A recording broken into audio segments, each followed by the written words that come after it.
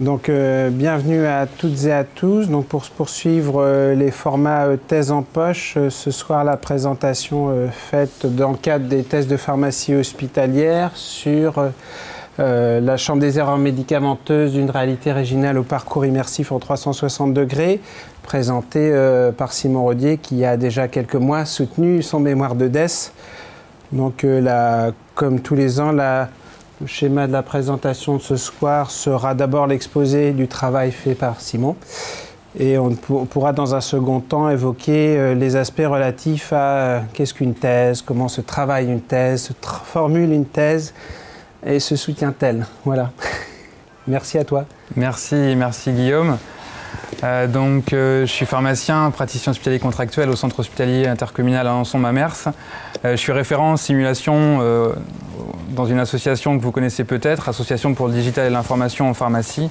Et je fais partie du groupe de travail simulation de la Société française de pharmacie clinique.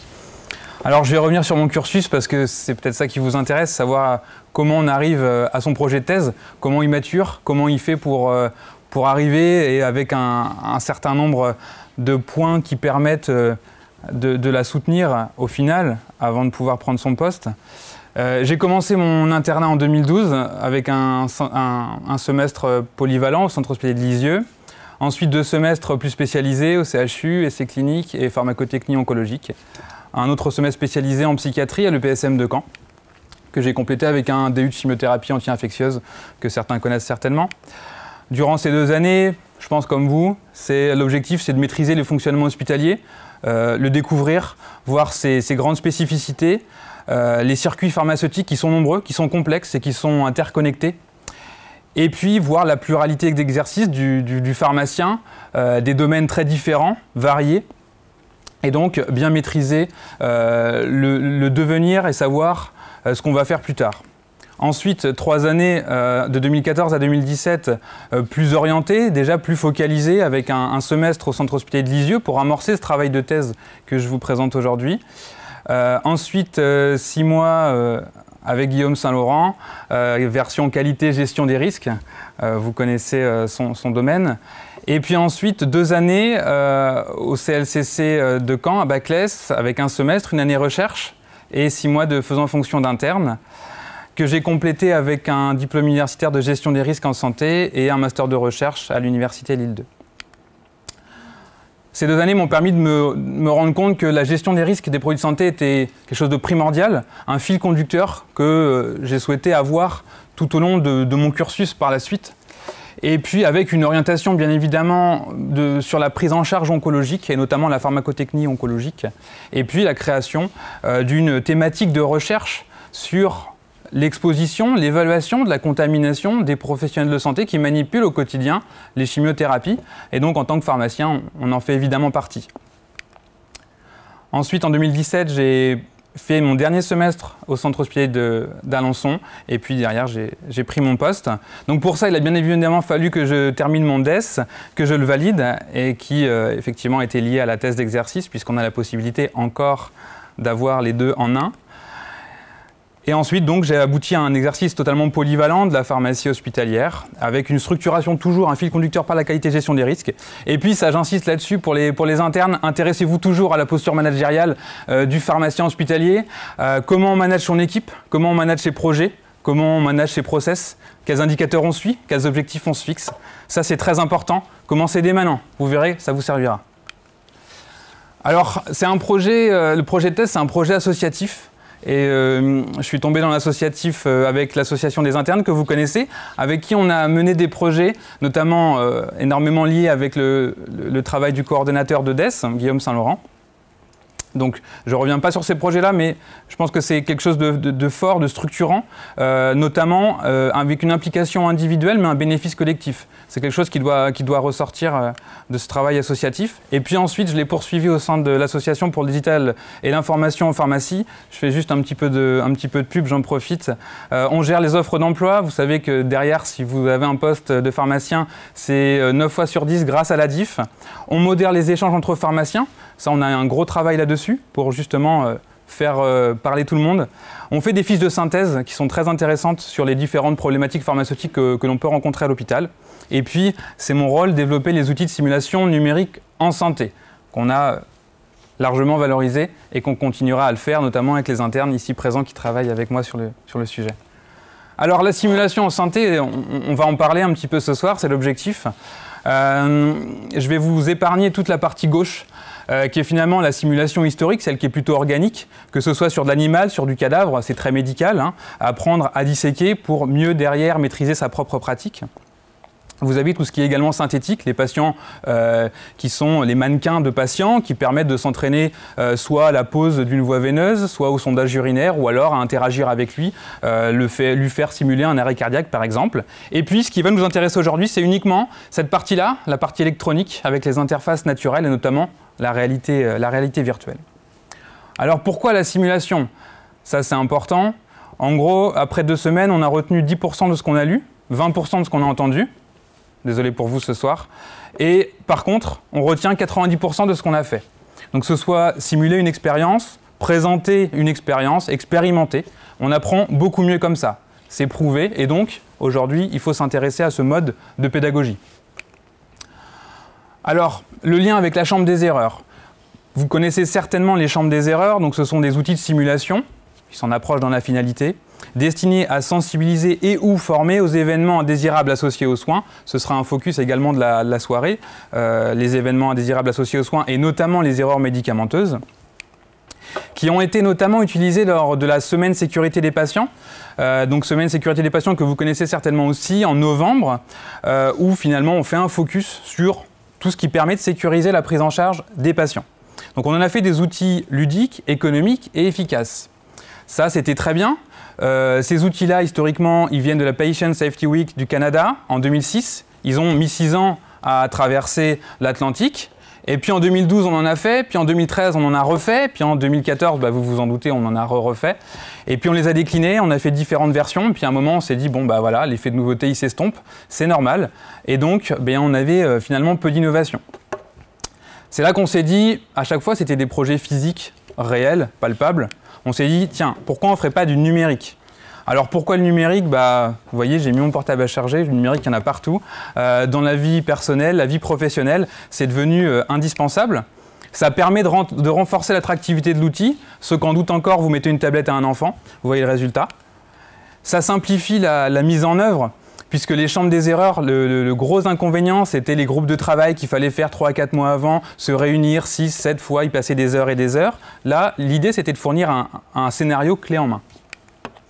Améliorer l'accessibilité technique. Dans un gros centre, on peut faire pas mal de choses. Dans les petits, c'est plus compliqué. Quand vous êtes seul pharmacien à 0,8 ETP, comment vous faites pour gérer votre routine et puis ces projets de formation? Donc là, d'un simple clic, vous pouvez avoir un outil innovant. Améliorer l'accessibilité temporelle et géographique, vous pouvez le faire d'où vous voulez, quand vous voulez. On pense notamment aux équipes de nuit. C'est très bien de faire des formations, les formats 14, 16, 16, 18, mais quand on travaille de nuit, comment on fait? C'est un horaire sur lequel on dort. Voilà, je vous donne des petits tuyaux. Pensez toujours à votre cible.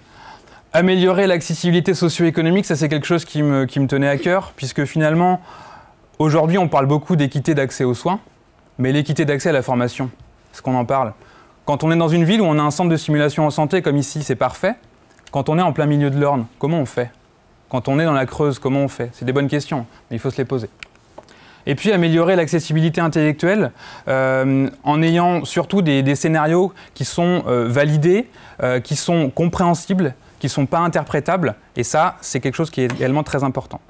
Participer à la transformation de l'enseignement. Je vais me faire un petit peu volontairement provocateur au sein du PFRS, mais les cours magistraux, c'est terminé. Aujourd'hui, le savoir, il est externe. Le disque dur externe s'appelle Google, on le sait tous. Donc en fait, le rôle de l'enseignant, il n'est plus le même qu'il y a 10 ou 20 ans. Aujourd'hui, il doit animer, il doit justement être un expert de la pédagogie. Et puis, faciliter l'interfaçage avec les plateformes de cours, ça on pourra en parler un petit peu juste à la fin, sur une perspective qui me semble intéressante. Alors maintenant qu'on sait qu'il faut virtualiser, c'est comment on virtualise. Bien, il y a plusieurs façons de le faire, on ne va pas revenir sur toutes les façons de virtualiser. Nous, ce qu'on a choisi, c'est le parcours immersif à 360 degrés. Vous connaissez tous Google Street View, vous avez tous testé, c'est normal. Ça permet une utilisation parfaitement classique avec un ordinateur et une connexion Internet. Alors j'ai mis une connexion, d'ailleurs c'est marrant parce que tout passe en Wi-Fi maintenant.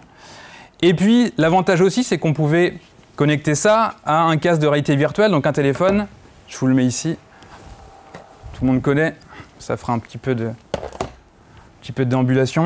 En fait, ce que vous récupérez, surtout en faisant ça, c'est l'effet wow, ce qu'on appelle le wow effect en anglais, qui est très connu. C'est-à-dire que vous dites à des professionnels, je vais vous proposer une formation à l'erreur médicamenteuse. Ils vont dire, ah ouais, non, ouais, bah je sais pas, je verrai. Vous leur dites, si, mais c'est là-dedans. Et là, ils vous disent, ah ouais, en fait, c'est pas mal, je vais venir. Ça permet de rendre un peu sexy la formation.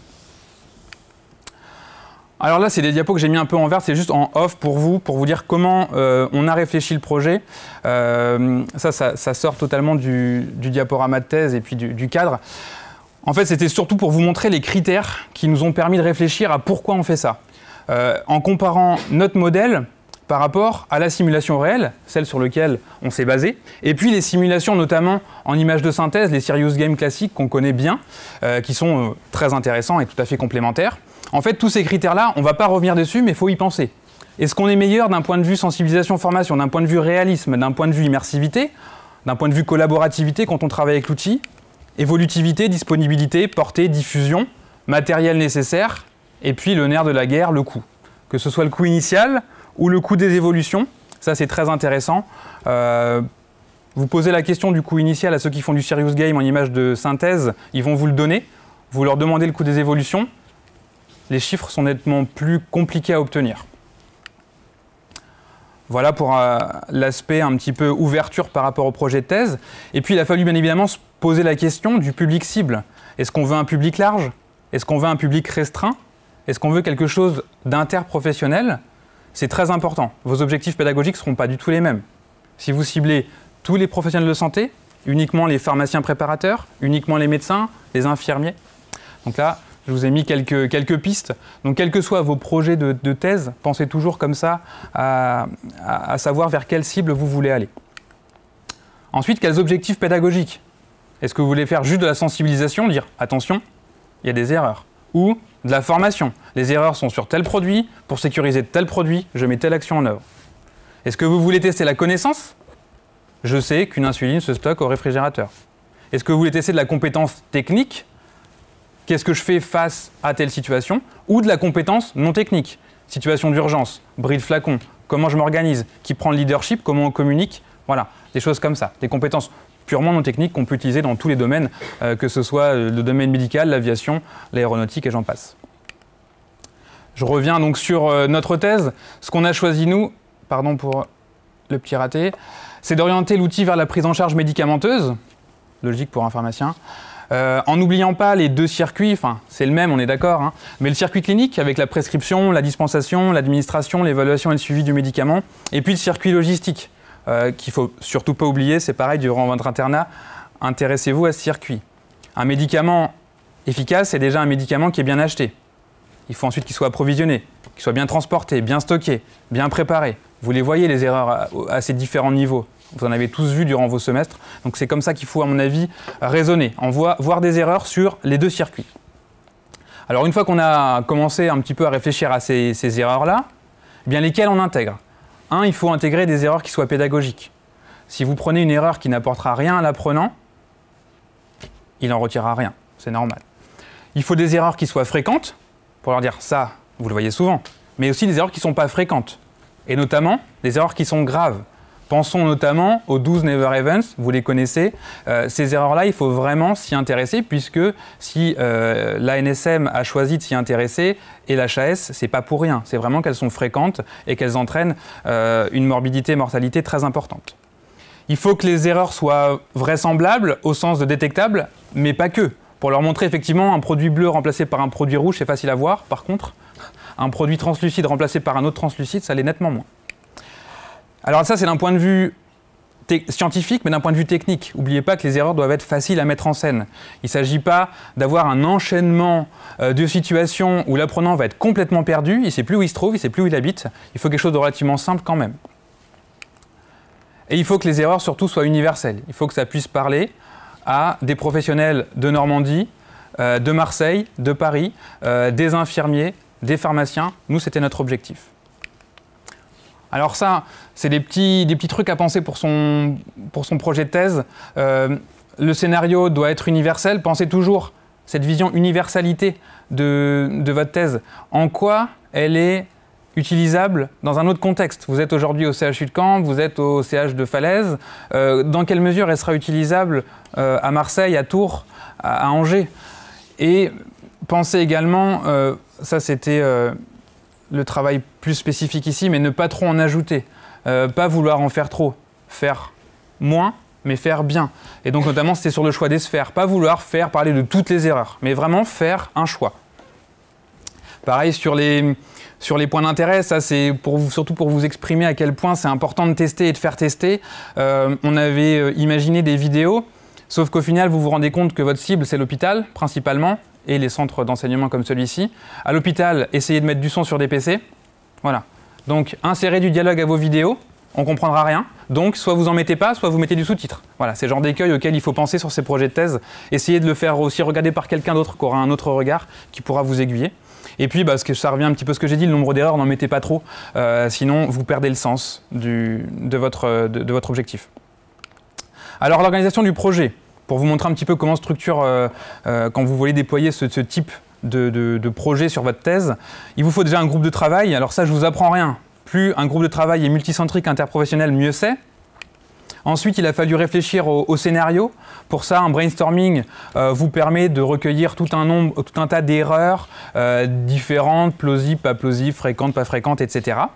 Et puis, une fois que vous avez commencé à les sélectionner, vous les greffez sur un scénario. Le scénario, c'est uniquement le prétexte. Là, ce cas-là, c'était une angiocolite. On n'est pas là pour savoir si c'était imputable à tel ou tel... Peu importe. Là, c'était parler d'erreur dans le cas concret, mais c'était vraiment du prétexte. Ensuite, vous validez ça d'un point de vue scientifique. Quand même, il faut que les pratiques médicales, pharmaceutiques soient conformes aux bonnes pratiques. Et d'un point de vue technique, là, on avait un prestataire, il faut leur demander, est-ce que ça, tu peux le faire ou pas? S'il dit non, vous changez, effectivement. Et interprofessionnel. Ensuite, il y a tout un travail de préparation. Préparation, on pourra en parler avec des projets qui ont été montés, notamment sur le sondage urinaire. Il faut du matériel, il faut choisir les locaux. Les locaux, comment on fait dans un vrai hôpital pour faire un tournage? À quel moment on le fait? Donc là, par exemple, nous, on est parti sur un service de médecine ambulatoire qui fermait à 18 h pour faire un tournage de 18 h à 22 h, par exemple. Et puis, il faut briefer les figurants, parce que quand on fait parler quelqu'un, quand on le fait mettre en scène, il faut quand même qu'il sache un petit peu ce qu'il a à faire. Ensuite, il faut tourner tout ça. Nous, c'est ce qu'on a fait, ce que vous allez voir. Il faut faire des photos et des vidéos. Dans ce premier scénario, il y avait uniquement des photos. Alors, prestataire ou non, ça c'est plus pour le côté financier. On ne va pas l'aborder, c'est pas très important. Le montage, sauf si vous êtes un expert, faites-le faire par un prestataire, c'est quand même mieux. Les corrections, c'est très important, parce qu'on est sur un outil pédagogique. Donc, ok, on met en situation, on fait chercher des erreurs, mais derrière, qu'est-ce qu'on en retient? Il faut des grands messages, il faut des messages clés, des messages forts, des take-home messages par exemple, c'est comme ça qu'on dit. Et ensuite, il faut diffuser cet outil pour qu'il soit utilisé. Parce qu'on ne l'a pas fait uniquement pour nous, on ne l'a pas fait pour le projet de thèse, on l'a fait pour qu'il soit utilisé par des infirmiers, par des préparateurs, par des pharmaciens, et si possible, partout en France. Alors, je vous conseille vivement, quel que soit le projet de thèse, que ce soit quelque chose de théorique, pratico-pratique, sur quel que soit le domaine, faites toujours un diagramme de Gantt pour savoir où vous allez, et ça vous permettra de vous fixer des objectifs. Sinon, on a toujours du temps, sauf quand on n'en a plus. Donc, fixez-vous ça, au moins, ça vous mettra un petit peu la pression au début, mais vous serez satisfait à la fin. Alors, business model, pardon, c'est pas provoquant, c'est pas du tout cet objectif-là, mais pensez-y toujours. Si vous proposez une nouvelle formation, si vous proposez une modalité de prise en charge, si vous proposez une nouvelle technique de préparation, pensez toujours au côté business model, modèle économique. Qu'est-ce que j'apporte? À qui? À quel coût? Est-ce que derrière, on a un retour sur investissement ou pas? Pensez à ça, c'est très important. Donc, nous sommes arrivés à la présentation de l'outil qu'on a créé, donc Iatromed pour iatrogénie médicamenteuse. 360 degrés, c'était pour rappeler la technologie. Donc pour ceux qui veulent tester, le site la page est hébergée sur le site de l'ADIF. Vous le trouvez ici en bas à droite sur l'onglet simulation numérique en santé. Je vous ai fait une petite vidéo pour aller plus vite. Donc là, on a fait juste une petite vidéo d'introduction pour ceux qui voudraient le faire en auto-formation, parce qu'ils n'auront pas à côté un formateur pour les aider. Et ensuite, voilà, vous vous retrouvez en immersion, on vous dit qu'on est en octobre 2016, donc c'est important à avoir en tête quand vous allez voir des péremptions en 2018. À l'époque, ce n'était pas périmé. Donc vous allez avoir un vrai faux dossier médical. Alors là, vous voyez que techniquement, c'est assez simple, hein. Vous cliquez, c'est un Word derrière. On est d'accord, hein. C'est pas quelque chose de complexe. On a tapé du Word, bien évidemment, tout ça, ça a été écrit par des pharmaciens, relu par des médecins. Le scénario est relativement robuste. Et puis, vous pouvez vous déplacer à 360 degrés comme sur Google Street View. Et vous pouvez cliquer sur différents points d'intérêt. Alors, ces points d'intérêt qui clignotent, on peut facilement les déplacer. C'est-à-dire que si vous voulez, là, le mettre sur la poubelle, sur le Dasri, vous pouvez. Techniquement, c'est faisable. Il faut maîtriser un tout petit peu l'informatique. Et donc, derrière, on est allé mettre des photos. Donc, vous l'avez vu légendé. Et puis, avec une bonne résolution pour pouvoir aller jusqu'aux dates de péremption ou jusqu'à des petits détails qui auraient une importance dans le scénario. Donc, ensuite, vous pouvez changer de pièce. Là, vous voyez un malade, gravement malade. Voilà, et vous pouvez facilement comme ça switcher de pièce en pièce. J'en profite pour vous parler d'un écueil qu'on a fait qui est très très très important. C'est dans le côté interdisciplinaire. On a oublié les infirmiers. Quand même dommage. Quand on parle de prise en charge médicamenteuse, on n'y a pas pensé. Mais vraiment, c'est sincère. Et au final, vous voyez, je suis dans le lit, je n'ai pas la tenue conventionnelle du patient. Vous voyez un médecin avec des blouses manches longues, par exemple. Oui, ce genre d'erreur-là, un infirmier nous aurait dit d'emblée, ça ne va pas le faire. Donc, faites relire vos scénarios, pensez-y. Donc, pendant que ça défilait, vous avez vu une clé sur un coffre à stupéfiants. Bon pharmacien, vous me dites, ah, ça ne va pas du tout. Donc là, on a greffé un petit module pour recueillir les erreurs, où vous avez juste à rentrer votre mail. L'établissement d'exercice de formation, ça c'est pour ceux qui voudraient récupérer les résultats. Donc là, on coche interne en pharmacie, par exemple. Et puis, on peut lister comme ça, très facilement. Vous voyez, c'est du Google Forms. Hein. En termes de coût de développement, c'est 0. Hein. Et puis, vous pouvez mettre à l'endroit souhaité l'erreur que vous avez pu constater. Donc là, en l'occurrence, vous l'avez vu, clé sur coffre à stupéfiants. Et ce petit onglet, vous pouvez l'ouvrir et le fermer autant de fois que vous le voulez. Vous continuez votre investigation, vous regardez ailleurs, vous ouvrez le frigo, etc. etc. Et puis à la fin, vous cliquez. Alors depuis, le menu a un peu changé, c'est plus ergonomique, mais la finalité est la même. Et vous vous retrouvez sur une version corrigée. C'est ce qu'on vous dit ici. Donc là encore, très simple, hein, c'est quelque chose d'assez facile à créer en termes de contenu. Et donc là, vous avez des points, vous les avez vus clignoter en rouge. Bien, en fait, c'est la même chose que la version initiale, simplement, on a entouré l'erreur pour la voir, avec un petit commentaire. Pourquoi c'est une erreur? À quoi elle peut être due? Quels sont les risques? Et qu'est-ce qu'on peut proposer pour y remédier? Avec notamment des recommandations. Vous avez vu les hôpitaux universitaires de Genève, une référence pour beaucoup. Donc, y compris pour moi, c'est vrai que c'est quelque chose qui me paraît intéressant à lire. Et donc, on a mis un module d'évaluation de satisfaction. Et puis, ça, c'est très important parce que l'outil évolutif a un onglet pour les autres erreurs. Parce qu'au fur et à mesure, les gens vont dire « Ah ouais, mais il y a ça qui ne va pas aussi ». Il y a des choses auxquelles on n'a pas pensé. Il y a beaucoup d'erreurs qu'on a fait en nous-mêmes voulant parler d'erreurs. C'est incroyable le nombre d'erreurs qu'on fait. Quand on dit qu'on en fait 30 par heure, c'est vrai. Alors voilà pour l'outil. Maintenant, donc ça, c'est la partie matériel et méthode de votre thèse. C'est comment on a fait pour aboutir à un outil qui sert à de la formation. Voilà. Dans votre thèse, je pense que c'est très important de parler des résultats. Qu'est-ce qu'on a eu? Alors, il y a les premières données qui sont assez simples à obtenir. C'est combien de personnes ont cliqué dessus. Alors là, on avait analysé jusqu'à février 2018 pour avoir les résultats de thèse. Il y avait eu 8000 consultations. On constate 2 pics en novembre. Novembre, c'est la semaine sécurité des patients. On a répondu à un objectif. Là, on était plutôt satisfait. Ensuite, on regarde les kits téléchargés. Ça, c'est des kits qu'on avait mis à disposition pour pouvoir en fait plus facilement mettre en œuvre ces formations en établissement de santé. On leur avait fourni des PowerPoint types, des modes de fonctionnement pour eux gagner du temps. Et puis, le nombre d'évaluations, combien d'apprenants l'ont fait de A à Z avec tous les questionnaires qu'on a vus. Donc là, on avait 320 à l'époque. Aujourd'hui, on est à plus de 500. J'arrête de les corriger parce que ça prend vraiment trop de temps. Ensuite, ce qui vous intéresse, vous, c'est qui a utilisé ce que vous avez proposé. Donc là, on voit encore qu'on a répondu à la cible parce que finalement, ce sont des infirmiers, des étudiants infirmiers, des étudiants et des internes en pharmacie. Et dans les autres professionnels, on a des préparateurs, des médecins, des sages-femmes, des cadres de santé. Alors là, petit écueil aussi, dans les autres professionnels, il y avait des aides-soignants. Et c'est bien qu'ils soient sensibilisés à l'erreur médicamenteuse, mais sur des scénarios de médecine, chirurgie, obstétrique, la place de l'aide-soignant n'est pas sur le circuit du médicament. Ils ne font pas partie des professionnels qui interviennent. Et donc, il y a quand même un risque à proposer un outil à un professionnel qui n'a pas à se former à ces problématiques-là, puisqu'il peut se sentir d'un nouveau devoir d'aller travailler sur le circuit du médicament. Donc, n'oubliez pas qu'il peut y avoir des effets un petit peu délétères aussi à ces outils-là, dans le sens où il peut y avoir des glissements de tâches.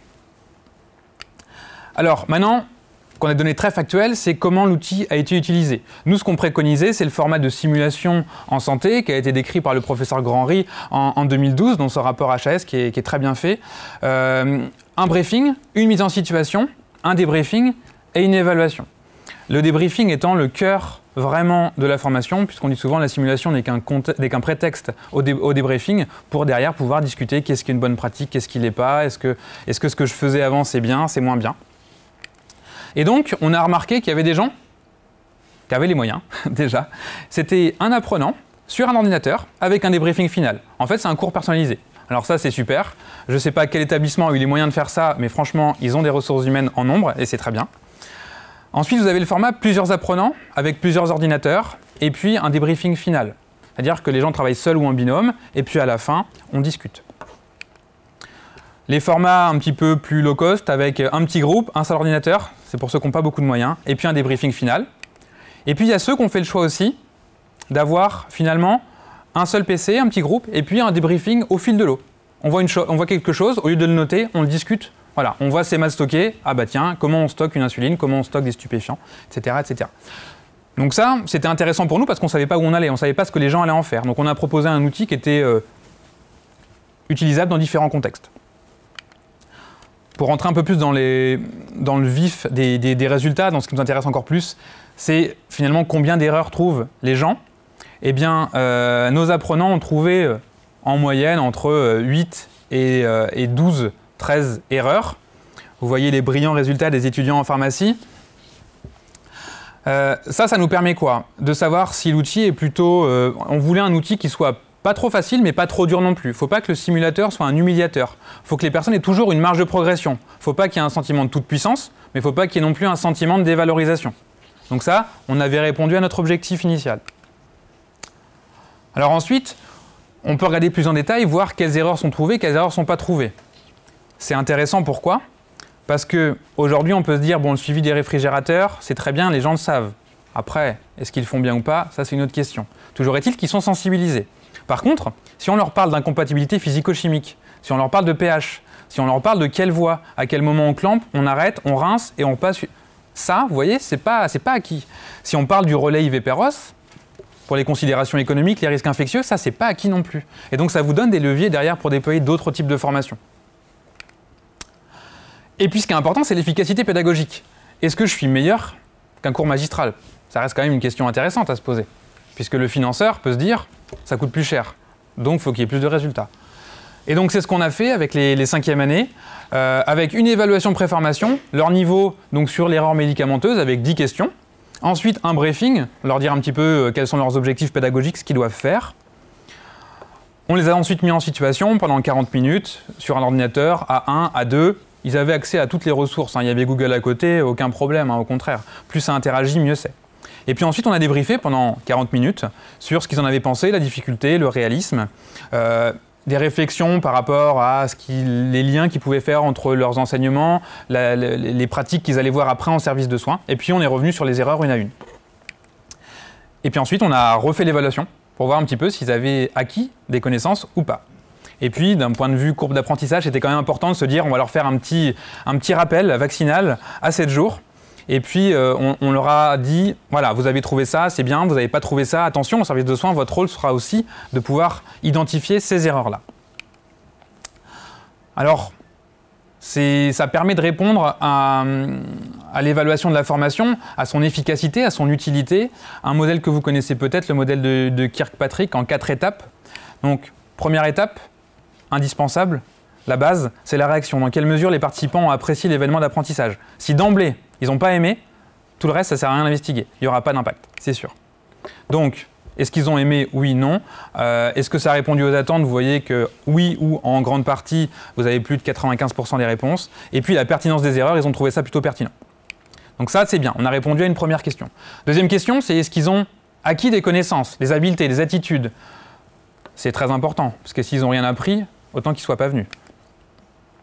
Donc là, d'un point de vue, je ne vous ai pas mis les barres statistiques, mais c'est statistiquement significatif. Ils ont progressé sur tous les critères, sauf un, en plein milieu, la certification HAS. C'était un témoin négatif, c'était volontaire. J'en ai pas parlé, pour vérifier qu'ils ne trichaient pas. En fait, ça c'est important, vous dire qu'effectivement, sinon ils auraient pris un papier, un crayon, ils auraient pu noter les résultats, les chercher à côté et puis progresser. On voit bien que sur cette question-là, ils n'ont pas du tout triché. Ils étaient même moins bons après qu'avant, mais ce n'était pas significatif. Donc on a répondu finalement à la deuxième étape, donc c'est très bien. Après le transfert, dans quelle mesure ce qu'on a appris, on l'a transféré dans nos pratiques? Alors ça, bon courage, c'est très très complexe, ça n'était pas du tout l'objet du travail de thèse. Et puis je pense que ce n'est pas un petit module de formation dans son coin qui va permettre malheureusement d'améliorer ce transfert de connaissances-compétences, mais c'est bien des formations beaucoup plus intégrées, beaucoup plus larges, avec une sensibilisation à tous les niveaux de la formation, depuis la première année jusqu'à la 5e année notamment. Mais en tous les cas, c'est quelque chose qu'il faut faire. Et ensuite, vous allez faire des audits dans vos services, via les étudiants, vous allez dire, voilà, est-ce qu'ils sont meilleurs qu'avant sur la préparation de tel médicament, sur le stockage, sur la prise en charge, etc. Et puis, le critère le plus important, le plus difficile à obtenir, c'est les résultats. Dans quelle mesure ce que vous proposez, ça a un impact sur l'institution? Que ce soit l'établissement de formation, est-ce que mes étudiants sont meilleurs qu'avant? Ou sur l'établissement de santé, est-ce que finalement, dans les pratiques, ça a amélioré notamment la productivité? Est-ce qu'on fait plus de soins? Est-ce qu'on fait du meilleur soin? Est-ce qu'on a une satisfaction client? Alors client dans le sens relation client-fournisseur, donc ça peut être la satisfaction patient, la satisfaction du médecin, la satisfaction de l'infirmier, du pharmacien, du préparateur. Est-ce qu'on a plus ou moins de non-conformité? Et est-ce qu'on a plus ou moins de fiches de signalement d'événements indésirables? Alors attention, il peut y en avoir plus parce que les gens sont sensibilisés à la déclaration. Ce n'est pas pour autant que vous avez plus d'erreurs. Voilà un petit peu ces travaux dans leur contexte. Alors pour aller un petit peu plus loin, je me permets d'ouvrir sur les projets ultérieurs, parce que je vous ai dit, un projet de thèse ne s'arrête pas à la soutenance, je l'espère en tous les cas. Donc on a décliné, parce que l'objectif c'était aussi de montrer qu'un modèle comme ça, c'était un modèle low cost et qu'on pouvait facilement faire de nouveaux scénarios derrière, notamment un scénario totalement orienté cancérologie, donc on a pris les mêmes sphères 360 et on a enlevé par exemple une poche de glucose, de G5, et on a mis une chimiothérapie. Là, par exemple, on a mis une poche avec des particules, alors on ne voit pas très bien, désolé. Et puis on a intégré de la vidéo. Vous voyez un problème de traçabilité, vous voyez Monsieur Dupont, vous voyez le truc venir gros comme une maison, effectivement, on s'est trompé de Monsieur Dupont. Deuxième déclinaison, toujours avec la même base, la même trame, on a fait une version conciliation médicamenteuse. Ça, on l'a fait avec les préparateurs au centre hospitalier d'Alençon. Et vous voyez, par exemple, l'appel à la femme du patient. Vous voyez, interrogatoire, le préparateur qui dit « Est-ce que je peux interroger Monsieur X ?» Donc là, l'infirmier lui répond « Oui ». Vraiment comme on ferait pour une conciliation d'entrée d'un patient. Troisième déclinaison, on pourra en parler avec Thomas si vous le souhaitez. Il est là. SIMU-DM. Donc, moi, je suis plutôt centré sur le médicament et on m'a justement fait remarquer que le DM, c'était aussi important et je suis convaincu de ça. Et donc, il y a un projet qui a été mené notamment en très grande majorité sur le centre hospitalier de Cherbourg, que je remercie au passage, et notamment sur le sondage urinaire. C'était un très beau projet avec notamment beaucoup de vidéos, une très très belle qualité, une bonne réalisation et vraiment quelque chose de très très pédagogique, notamment sur le choix des sons, le choix des matériaux, la charrière, les techniques d'hygiène, etc.